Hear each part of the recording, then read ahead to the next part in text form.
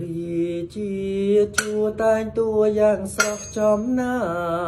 លើកដៃពុនរងក្បាច់ខ្មែ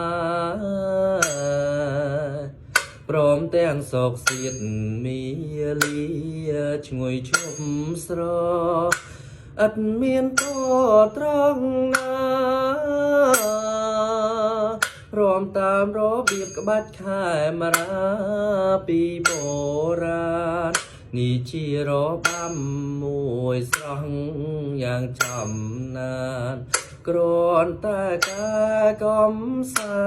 ន្តនាពេលស្រាងសានស្រីប្រក្រុមប្រានជុំគ្នាលេងសាំងគេចិត្តឆ្ងាយគេតែមានក្តីសរសើរអំពីដំណើរក្បាច់ខ្មែរតាំងពីដើមមកសពថ្ងៃអត់តែប្រែខ្មែរចេះរក្សា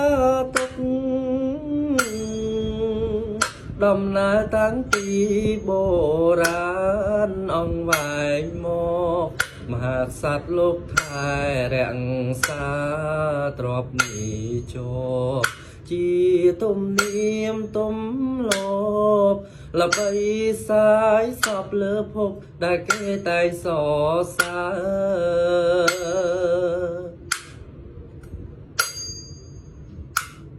អរគុណច្រើនជម្រាបលាបាយបាយ